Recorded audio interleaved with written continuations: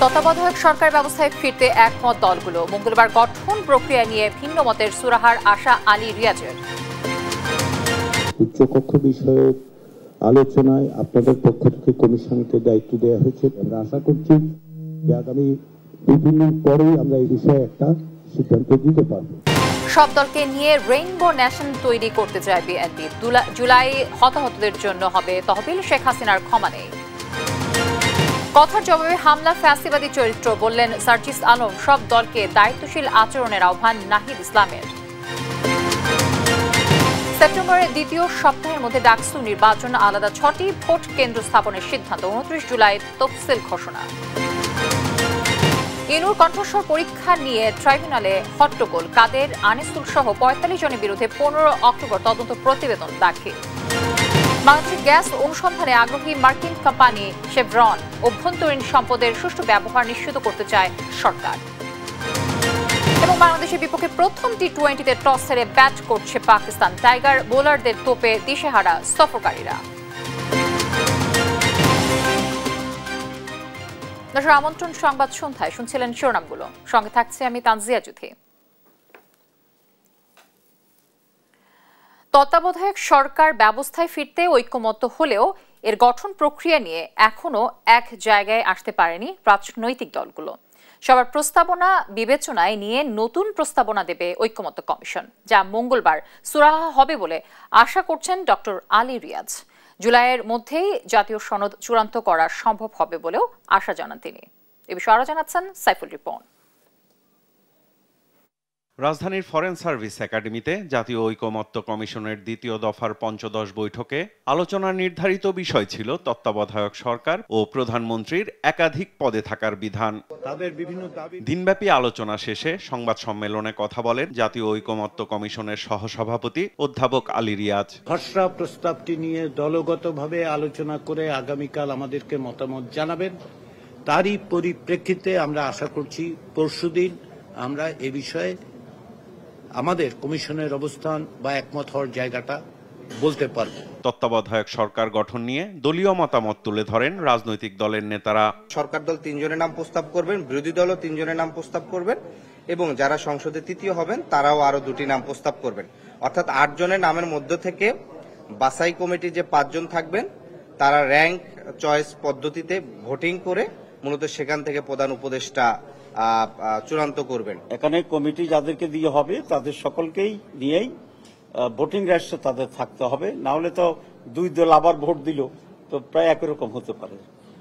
তো আমরা মনে করি যে থার্ড পার্টিও এখানে ভোটিং রাইটস এনজয় করা উচিত, কিন্তু নীতিগতভাবে আমরা ঐকমত্য না হলে পরের অপশনে চলে যাওয়ার পক্ষে। সেই পরের অপশন হচ্ছে আউটগোয়িং প্রথম সর্বশেষ আউটগোয়িং যিনি বিচারপতি সেটি। অন্যান্য পাওয়ার ফাংশন প্রায় আগের মতোই রাখা হয়েছে, যেমন 90 ডেজ এর বিধানের ক্ষেত্রে তত্ত্বাবধায়ক সরকারের ক্ষেত্রে একই রকম বিধান থাকবে। এই তত্ত্বাবধায়ক সরকারের বর্তমান যেটা 13 অ্যামেন্ডমেন্টের পজিশন আছে সেটার নাম কিন্তু হচ্ছে নিরপেক্ষ দল নিরপেক্ষ তত্ত্বাবধায়ক সরকার। এখানে যদি কেউ এই নামটা অন্যরকম রাখতে চায়, সবাই যদি অ্যাকসেপ্ট করে সেটাও হবে। প্রধানমন্ত্রীর একাধিক পদে থাকার বিধান নিয়েও কথা বলেন তারা। বিকল্প তৈরি হওয়ার প্রক্রিয়াটা কি, সেই প্রক্রিয়াটা যদি আমরা বন্ধ করে ফেলি, সেই বন্ধ করাটা যেন না হয় সেজন্য আমাদের প্রস্তাব হচ্ছে একই সাথে দলের প্রধান এবং প্রধানমন্ত্রী এবং সংসদের সংসদীয় লিডার আলাদা ব্যক্তি হবেন। একটি হচ্ছে প্রধানমন্ত্রী আর একটা হচ্ছে লিডার অব দি হাউস। এই দুটার কাছাকাছি দায়িত্ব। এখানে যদি ডিভিশন হয়ে যায় তাহলে মাঝে মধ্যে অচল অবস্থা তৈরি হয়ে যেতে পারে।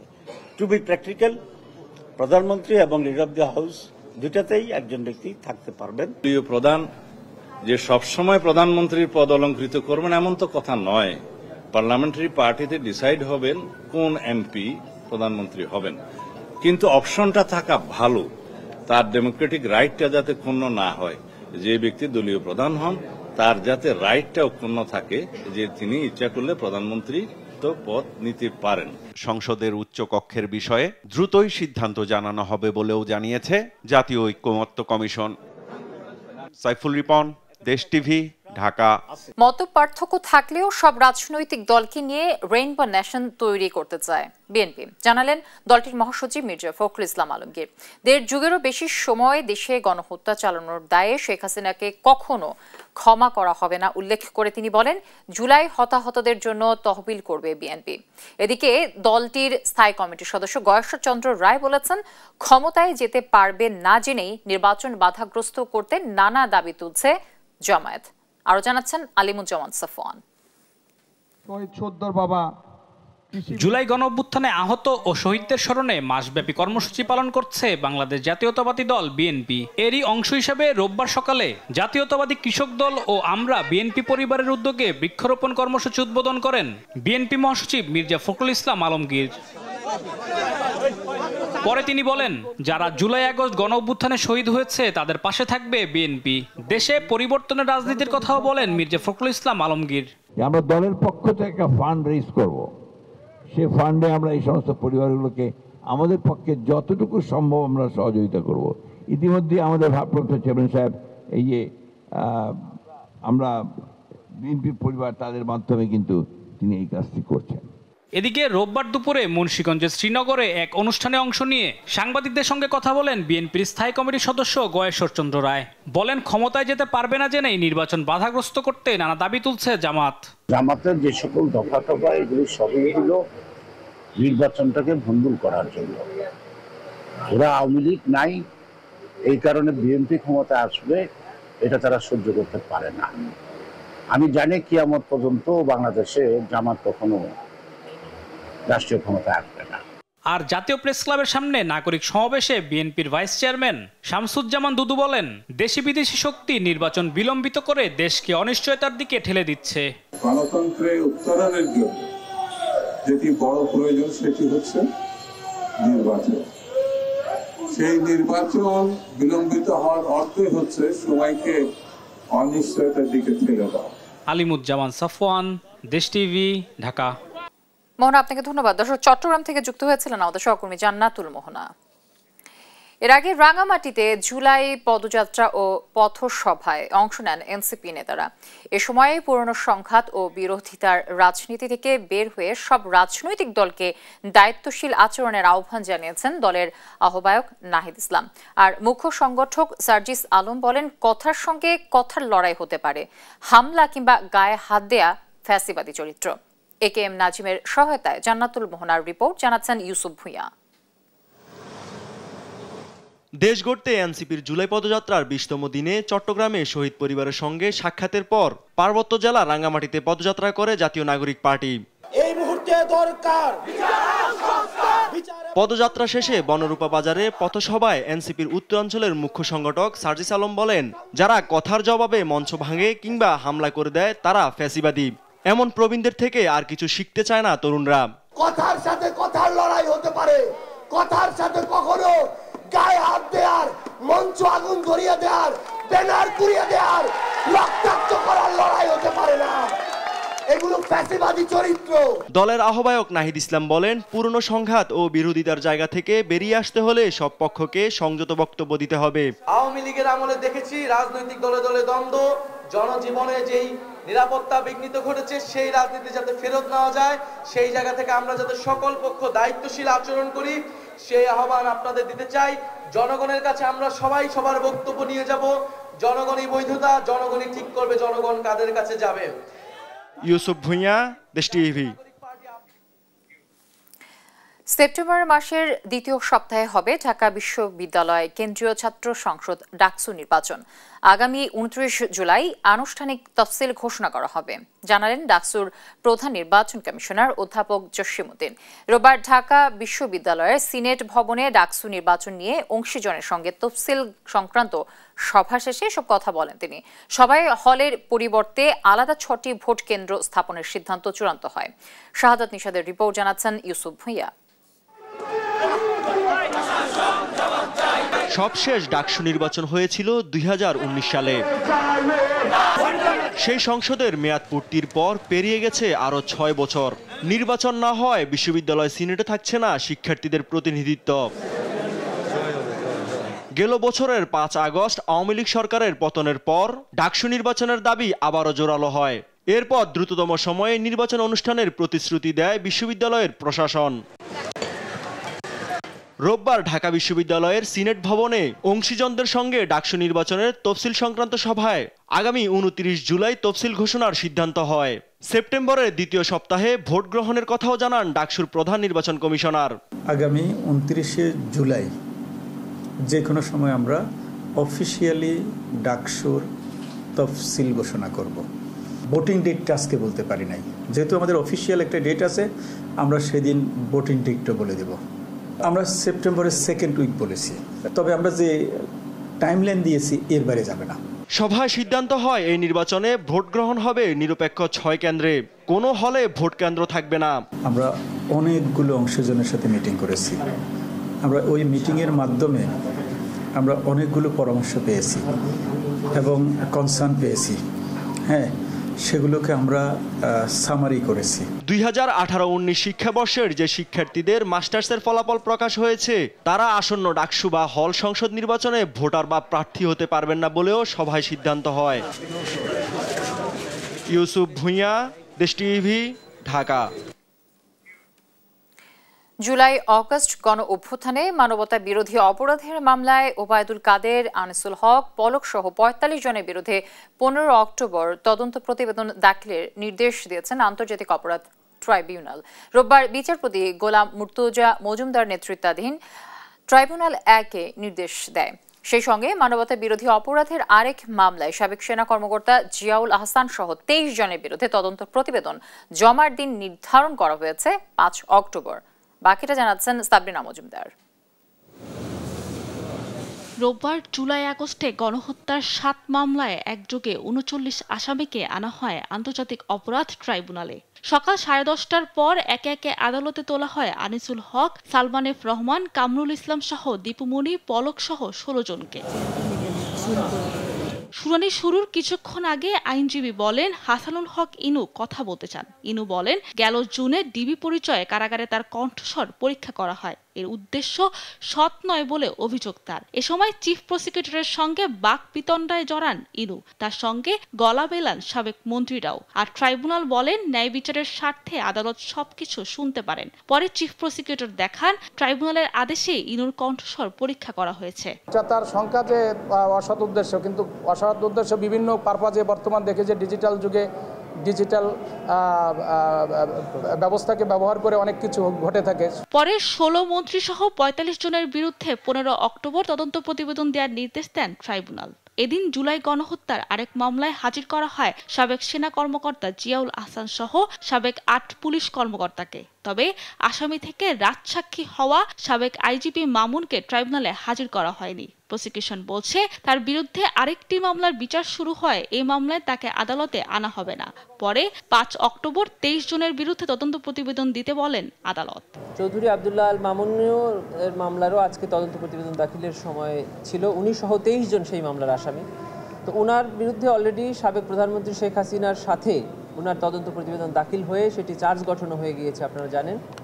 সেজন্য উনি বাদে আর বাকি যারা আছে তাদেরকে ট্রাইব্যুনালে হাজির করা হয়েছিল আজকে। এদিন আরো 5 মামলার তদন্ত প্রতিবেদন দাখিলের সময় বাড়িয়েছে ট্রাইব্যুনাল। এছাড়া কক্সবাজারের বহুল আলোচিত একরামুল হত্যা মামলায় গ্রেফতার দেখানো হয় স্থানীয় এমপি বদিকে। তাকে তদন্ত সংস্থায় জিজ্ঞাসাবাদের অনুমতিও দেন ট্রাইব্যুনাল। সাবরিনা মজুমদার, দেশ টিভি, ঢাকা। সেনাবাহিনীর সদর দফতরে সেনা সদর নির্বাচনী পর্ষদ 2025-এর আনুষ্ঠানিক উদ্বোধন করেছেন প্রধান উপদেষ্টা ডক্টর মোহাম্মদ ইউনূস। রোববার সকালে উদ্বোধন অনুষ্ঠানের শুরুতেই স্বাধীনতা যুদ্ধে অংশগ্রহণকারী সব শহীদ, যুদ্ধাহত ও বীর মুক্তিযোদ্ধা, বিশেষ করে সশস্ত্র বাহিনীর শহীদ সহ সব বীর সেনানীদের স্মরণ করেন তিনি। এছাড়াও প্রধান উপদেষ্টা শ্রদ্ধার সঙ্গে স্মরণ করেন পার্বত্য চট্টগ্রামে দায়িত্ব পালনকালের সব আহত ও শহীদ সেনা সদস্যদের এবং 2024 সালে জুলাই গণ অভ্যুত্থানে শহীদ ও আহত সব ছাত্র জনতাকে। এ সময় প্রধান উপদেষ্টা পদোন্নতির জন্য অফিসারদের পেশাগত দক্ষতা, নেতৃত্বের গুণাবলী, শৃঙ্খলার মান, সততা, বিশ্বস্ততা ও আনুগত্যের উপর গুরুত্বারোপ করতে নির্বাচনী পর্ষদের সদস্যদের নির্দেশনা দেন। বলেন, দেশের স্বাধীনতা ও সার্বভৌমত্ব রক্ষায় সেনাবাহিনী দায়িত্ব পালনের পাশাপাশি অভ্যন্তরীণ শান্তি শৃঙ্খলা, স্থিতিশীলতা ও দুর্যোগ মোকাবেলায় বেসামরিক প্রশাসনকে সহায়তার ক্ষেত্রে গুরুত্বপূর্ণ অবদান রাখছে। বাংলাদেশে ভূগর্ভস্থ গ্যাস অনুসন্ধানে আগ্রহ দেখালো মার্কিন কোম্পানি শেভরন। কোম্পানির বাংলাদেশের কর্পোরেট অ্যাফেয়ার্স ডিরেক্টর ইমরুল কবির বলেন, ভূগর্ভস্থ গ্যাস পেলে এলএনজির চেয়ে সাশ্রয়ী দামে সরবরাহ সম্ভব হবে। রোববার America Bangladesh chamber of commerce industry antrum আয়োজিত অনুষ্ঠানে এসব কথা জানান তিনি। এ সময় বাংলাদেশে গ্যাস স্কুপে বিনিয়োগ এবং কাজের অভিজ্ঞতা তুলে ধরেন এই কর্মকর্তা। আর পরিবেশ উপদেষ্টা সৈয়দা রিজওয়ানা হাসান বলেন, বিষয়টি জ্বালানি মন্ত্রণালয় সংশ্লিষ্ট, তবে রাতারাতি আমদানি নির্ভরতা কমানো যাবে না। সরকার অভ্যন্তরীণ সম্পদের সুষ্ঠু ব্যবহার নিশ্চিত করতে চায় বলেও জানান তিনি। টেকসই বিনিয়োগ এবং উন্নয়নে সরকার নবায়নযোগ্য জ্বালানি ব্যবহারে মনোযোগ দিচ্ছে বলেও জানান উপদেষ্টা। বাংলাদেশের অভ্যন্তরে যে সমস্ত প্রাকৃতিক সম্পদ আছে সেগুলোর সুষ্ঠু ব্যবস্থাপনা আমরা নিশ্চিত করব এবং আমদানি নির্ভর যে একটা জ্বালানি খাত আমাদের আছে সেখান থেকেও রাতারাতি উত্তরণ সম্ভব না, কিন্তু সেখান থেকে আমরা কেমন করে শিফটটা একটু রিনিউয়েবলের দিকে যেতে পারি সেজন্য সরকার অতি সম্প্রতি রিনিউয়েবল এনার্জি পলিসিটাকে পাস করেছে। We are also working beyond the energy. That call we call, we are supplying reliable, affordable, and ever cleaner energy, where people is one of the key part. গোপালগঞ্জে সাম্প্রতিক সংঘর্ষ ও সহিংসতার ঘটনায় গণগ্রেফতারের অভিযোগ নাকচ করেছেন স্বরাষ্ট্র উপদেষ্টা জাহাঙ্গীর আলম চৌধুরী। রোববার সচিবালয়ে আইনশৃঙ্খলা বাহিনীর কোর কমিটির বৈঠক শেষে তিনি বলেন, দেশের আইনশৃঙ্খলা পরিস্থিতি নিয়ন্ত্রণে রয়েছে। নির্বাচন পরিচালনার জন্য যে নিরাপত্তা প্রয়োজন তা বর্তমান আইনশৃঙ্খলা বাহিনীর মাধ্যমেই নিশ্চিত করা সম্ভব বলেও জানান উপদেষ্টা। তৌফিক মাহমুদ মুন্নার রিপোর্ট, জানাচ্ছেন নাইম আফসান। গোপালগঞ্জে 16 জুলাই এনসিপির পদযাত্রাকে ঘিরে পুলিশ, আওয়ামী লীগ ও নিষিদ্ধ ঘোষিত ছাত্রলীগের সঙ্গে সংঘর্ষে 5 জন নিহত এবং শতাধিক আহত হন। এরপর থেকে জেলা জুড়ে কারফিউ, 144 ধারা, গণগ্রেপ্তারের অভিযোগ ঘিরে আলোচনার কেন্দ্রবিন্দু হয়ে ওঠে গোপালগঞ্জ। এমন পরিস্থিতিতে রোববার সকালে সচিবালয়ে অনুষ্ঠিত হয় আইনশৃঙ্খলা বাহিনীর কোর কমিটির বৈঠক। এতে সভাপতিত্ব করেন স্বরাষ্ট্র উপদেষ্টা জাহাঙ্গীর আলম চৌধুরী। এ সময় স্বরাষ্ট্র মন্ত্রণালয়ের সিনিয়র সচিব সহ আইনশৃঙ্খলা বাহিনীর কর্মকর্তারা উপস্থিত ছিলেন। বৈঠক শেষে স্বরাষ্ট্র উপদেষ্টা জানান, কেউ অকারণে গ্রেপ্তার হচ্ছে না, কেবল দোষীদেরই আইনের আওতায় আনা হচ্ছে। কোনো গ্রেপ্তার হচ্ছে না, যারা অন্যায় করছে তাদেরই গ্রেপ্তার করা হচ্ছে। পরিস্থিতিতে যেই সময় যেই পরিস্থিতি ওইভাবে ওই ব্যবস্থা নিতে। আইন শৃঙ্খলা পরিস্থিতি যথেষ্ট উন্নতি হয়েছে দাবি করে উপদেষ্টা বলেন, জাতীয় নির্বাচন অবাধ, সুষ্ঠু ও শান্তিপূর্ণ করতে সরকারের পক্ষ থেকে সব ধরনের প্রস্তুতি নেওয়া হচ্ছে। এই আইন শৃঙ্খলা বাহিনী সুষ্ঠু নির্বাচন করতে পারবে না কেন? আইন শৃঙ্খলা বাহিনী যে প্রস্তুতি, আরো তো অনেক সময় রয়ে গেছে, আমাদের প্রস্তুতি রয়ে গেছে, আমাদের ট্রেনিং হচ্ছে, আমরা ট্রেনিং প্রোগ্রাম করে দিচ্ছি, আমরা তো প্রস্তুতি নিয়ে নিচ্ছি, আল্লাহ দিলে করতে কোনো অসুবিধা হবে না। নিরাপরাধ ব্যক্তি যেন হয়রানির শিকার না হন সে বিষয়েও সর্বোচ্চ সতর্কতা অবলম্বন করা হচ্ছে বলে জানান স্বরাষ্ট্র উপদেষ্টা। নাইম আফসান, দেশ টিভি, ঢাকা। ভোগান্তি ছাড়া সঠিক সময়ে ক্লিয়ারেন্স কার্ড ও ম্যানুয়াল ফাইল পুনরায় চালুর দাবিতে বিক্ষোভ করেছে রিক্রুটিং এজেন্সির মালিকরা। রোববার সকালে বিএমইটি ভবনের সামনে 3 দফা দাবিতে বিক্ষোভ করে তারা। রিক্রুটিং মালিকদের দাবি, অনলাইন ফাইল সাবমিট সিস্টেম পুরোপুরি কার্যকর না হওয়া পর্যন্ত অনলাইনে বহির্গমন ক্লিয়ারেন্স ফাইল জমা বাধ্যতামূলক করা যাবে না। এছাড়াও নথির সঠিক অবস্থান নিশ্চিত ও দুর্নীতি রোধে কার্যকর ব্যবস্থা হিসেবে বহির্গমন শাখার গেট খুলে দেওয়ার দাবি জানায় তারা। আমরা অনলাইনের পক্ষে, অনলাইনের বিপক্ষে। আমরা চাই সার্ভিসটা কিভাবে দ্রুত পাবে, যারা বিদেশে যাবে, যারা প্রবাসী, তারা কিভাবে সার্ভিসটা দ্রুত পাবে সেটার পক্ষে আমাদের স্পষ্ট অবস্থান। কথা বলতে চাই যে আসলে ম্যান পাওয়ারের কোনো অভিভাবক নেই। এখানে ডিজি মহোদয় আছে, তার কাছে কোনো দাবি নিয়ে গেলে সে বলে আমার মেয়াদ আছে 5 মাস, 5 মাস পর আমি চলে যাব, মানে ওনার চাকরি শেষ, ওনার কোনো দায়িত্ব নেই, এই ধরনের কথাবার্তা উনি বলে।